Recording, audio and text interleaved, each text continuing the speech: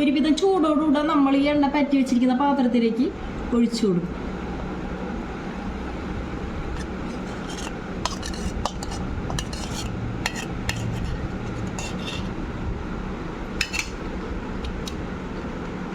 മുളക് കരിവേപ്പിൻ്റെ ഇല വെച്ചിട്ടുള്ള സോപ്പാണ് കേട്ടോ.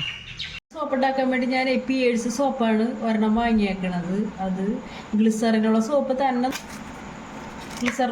തന്നെ നോക്കി നമ്മൾ വാങ്ങിയിരിക്കണം. കണ്ടില്ലേ, പിയേഴ്സ് സോപ്പാണ് ഞാൻ വാങ്ങിയേക്കണത്.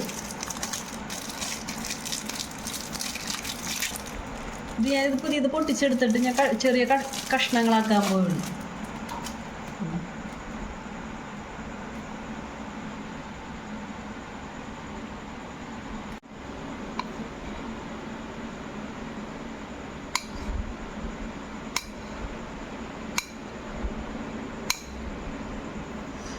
ഇതിലേക്ക് പെട്ടെന്ന് മെൽട്ടായി കിട്ടും. അതുകൊണ്ടാണ് ചെറിയ ചെറിയ കഷ്ണങ്ങളാക്കുന്നത്.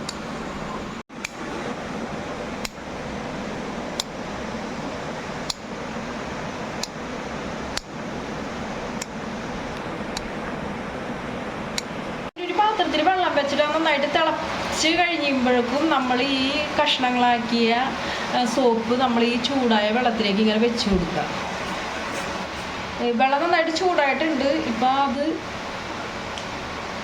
ഈ വെള്ളം തിളച്ച് കഴിയുമ്പോഴേക്കും ഈ സോപ്പ് ഈ മെൽറ്റായി വരും കേട്ടോ.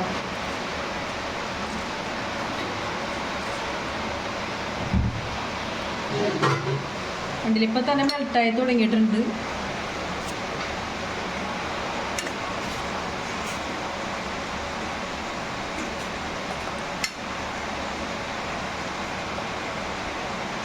നന്നായിട്ടൊന്ന് ഇളക്കി കൊടുക്കുക. ഇങ്ങനെ മെൽറ്റായിട്ടുണ്ട് കേട്ടോ. നന്നായിട്ട് ഇളക്കി കൊടുക്കുക. ഇത് ഡയറക്റ്റ് ഈ അടുപ്പത്ത് വെച്ച് ചെയ്യരുത് കേട്ടോ. ഇതേപോലെ പാത്രത്തിൽ കുറച്ച് വെള്ളം വെച്ച് നന്നായിട്ട് തിളച്ചതിന് ശേഷം വേറെ പാത്രത്തിലേക്ക് ഇട്ടിട്ട് വേണം ചെയ്യാനായിട്ട്. അത് പ്രത്യേകം ശ്രദ്ധിക്കണം. നന്നായിട്ട് പിയേഴ്സ് സോപ്പ് മെൽട്ടായിട്ടുണ്ട്. ഇനി ഇതിലേക്ക് ഞാൻ ഈ അരിയപ്പ് അരച്ചതാണ് ഇട്ടണത്. ഞാൻ അരിച്ചൊന്നും എടുത്തിട്ടില്ല, കൈയോട്. ഇപ്പം നമ്മൾക്ക് മഴക്കാലമൊക്കെ ആണല്ല, നമ്മുടെ ശരീരങ്ങളൊക്കെ ഇങ്ങനെ ചൊറിച്ചിലും കൊതുകൊക്കെ വന്നിരിക്കുന്ന സമയമാണല്ലോ. അപ്പം അതൊന്നും വരാതിരിക്കാൻ വേണ്ടിയാണ് ഞാനിപ്പോൾ ഇങ്ങനെ അരച്ച പാടെ തന്നെ ഇടുന്നത്. നല്ലതാണ്. കണ്ട,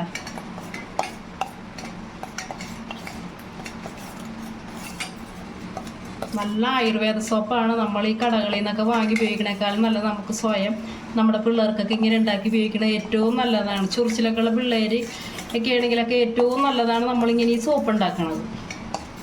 അപ്പം ഞാൻ ഇത്തിരി വെളിച്ചെണ്ണയിലേക്ക് ഒഴിക്കണേണ്, അടിയിലേക്ക് പിടിക്കാതിരിക്കാൻ വേണ്ടിയാണ് സോപ്പ്. അതുപോലെ കൈ കൊണ്ട് ഇങ്ങനെ നന്നായിട്ട് ഇങ്ങനെ തിരുമ്പോൾ നന്നായിട്ട് തുടച്ചു കൊടുക്കുക. നമുക്കിത് വിട്ട് പോരാനാണ്. ഞാനിപ്പോൾ ഇത് ഇങ്ങനെ ഷേപ്പിൽ കിട്ടാൻ വേണ്ടിയാണ് ഞാൻ ഇങ്ങനത്തെ ഒരു പാത്രം എടുത്തേക്കണത്. ഒരുവിധം ചൂടോടുകൂടെ നമ്മൾ ഈ എണ്ണ പറ്റി വെച്ചിരിക്കുന്ന പാത്രത്തിലേക്ക് ഒഴിച്ചു കൊടുക്കും.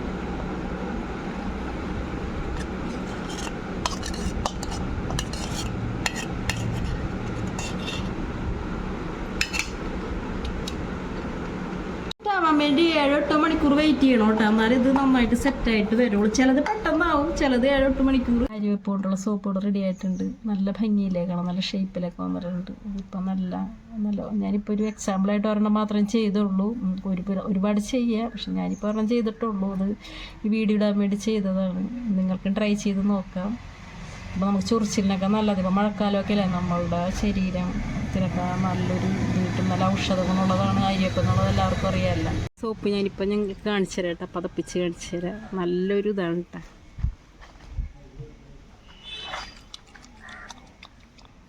കണ്ടോ, നല്ല പദം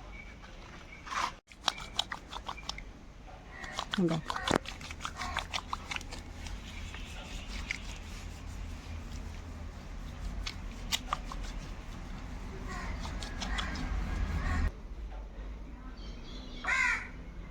വീഡിയോ നിങ്ങൾക്ക് ഇഷ്ടമായി ലൈക്ക് ചെയ്യുക, കമൻറ്റ് ചെയ്യുക, ഷെയർ ചെയ്യുക, സബ്സ്ക്രൈബ് ചെയ്യുക.